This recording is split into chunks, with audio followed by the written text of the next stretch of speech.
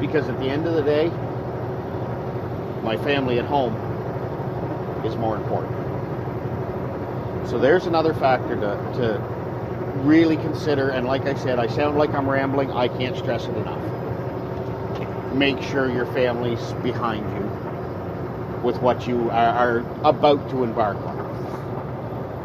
And then finally, how do you go about doing it? How do you actually make those contacts? Get introduced to the right people to know how to be in the right places. Well, first off, you're listening to me online, so you figured out how to use a computer. There is your biggest tool starting out. Use it. If you don't personally know people already in the competitive sport, which 9 chances to 10, if you've reached the point where you want to start fishing competitively, you probably already know people that are. But if you don't, go online. Google bass fishing in New Brunswick, or whatever province or state you may be in. Look for a local club or association. Odds are they have a website, an email address, or a phone number. Call them, email them. Reach out to them however you can. Get their information. Say, hey, who do I talk to? What do I have to do? I've received 2 of those calls this week alone about interested parties that want to join the NBSFA and fish with us this year. Excuse me again. So, and if you're an active member, put yourself out there. Let it be known that you're approachable. One of the biggest things, and I know it scared us when we started fishing bass competitively, is you hear stories, you hear these rumors and horror stories about these old boys clubs. If you're in an association or a club, don't let it become that. Be open to new members, be open to new blood, because if you are truly interested and passionate about our sport,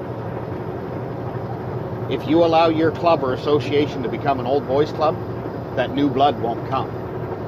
And then your passion for the sport be damned. Your club or association will eventually fold.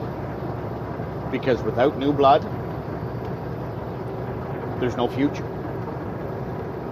My partner and I, Jason and I, both have young sons.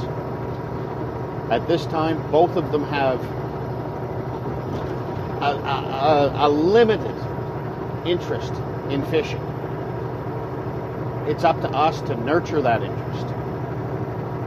And maybe down the road, and I'd love to see this, but maybe down the road, Jason and I will be competing against our own sons. I personally think that would be phenomenal. I'm not going to like it so much if they turn around and lay a whooping on us, but I want to see new blood.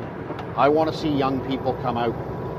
And I don't care if the young people are coming out to start out with in bass tournaments, pickerel tournaments. I don't care if they're fishing for yellow perch or sunfish.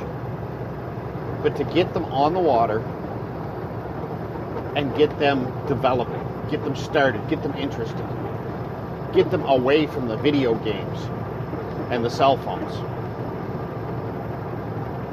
Nurture new anglers, nurture fresh ideas and new blood coming into your association or your club. All these things play a role. So once you've reached out and contacted your local association or club, make sure your partner's lined up. You've got to have that partner, and you've got to have a partner you can trust. And it's not just, do I trust them to show up every day? Well, that obviously is a huge factor.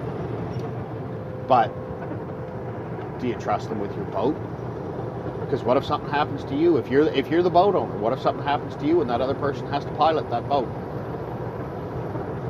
God forbid you're injured on the water. And the other thing is, do I know them well enough? Am I comfortable enough with them to spend 8-9 hours at a stretch in a confined space? Because even if you've got a 21-foot boat, that's not a very big space. Can you do that? 9 hours at a trip in our cases, or in the case of our tournaments, 9 hours at a trip. Can you do that 6, 7, 8, 9 times a year? Not to mention your pre-fishing and practice days. Or are you going to feel like choking the person after 3 hours and want to throw them overboard? If you're not compatible, don't risk it. If you're friends, but you know you can only handle things in small doses, don't risk it. It's not worth losing a friendship over. So, all these things are factors. You have your finances, choosing your species or what level of competitiveness you want to be at, your family, your partner, and then actually reaching out to your local club or association to get your foot in the door.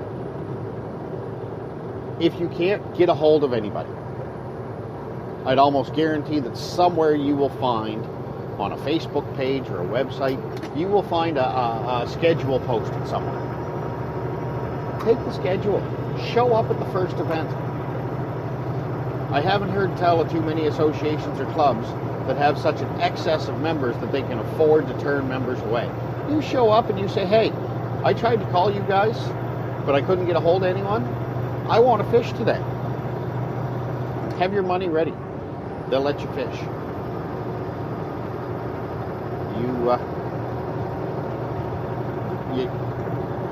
Here I am spitting and sputtering and stumbling again.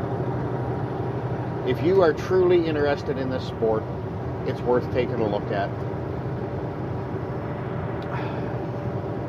Get out on the water, whether you think you're ready to compete or not. Because I can guarantee that if you have never fished in a tournament before, I don't care how good of an angler you may be, it's going to change the way you feel when you realize I'm on the clock and there's money on the line. It's a type of pressure that you don't get when you're just out casting a line with your buddies for fun. So be prepared for that. Try some one-off tournaments first. Some fun tournaments. Because even at the end of the day, they're for fun, they're for charity, whatever the case may be. They're going to give you a taste of that pressure. They're going to give you a taste of what it's like to watch the clock and be watching around you saying, okay, we're on fish. Does anybody else see us? It's a learning curve. Jason and I are going into our 3rd year of competitive bass angling, our 5th year of competing overall. And we're still on the learning curve. We got beat up some days last year. But we learned. Every day we went out, even if we weren't on fish, we were learning. And that's what it's all about.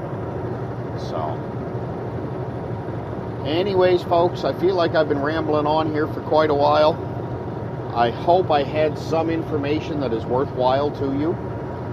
Like I said, I feel like I was rambling, but that's just part of what I do. I'm just throwing thoughts out there. Hopefully you can pick out 1 or 2 tidbits of information that's useful to you without finding me completely boring. And, put that information to use. Hopefully I'll get to see some of you on the water this summer. To the gentleman I've been speaking to already this week, I know at least one of you is going to listen to this. If you have any more questions, you've got my number. To any of you who don't have my number, how about you shoot me an email. DC Patterson with 1 T. So it's DCPATERSON @live.com. Or shoot me a message on our new NB Bassin Facebook page. Look us up. Just go onto Facebook and search for NB Bassin. Find our page. Shoot us a message on there. I'll answer every question I can. And if I can't personally answer the question, I will do my best to do the research and help you get the answers you need. Ladies and gentlemen, thank you very much for listening. Hope you enjoyed yourselves. Tune in again next week for the next episode of NB Bassin.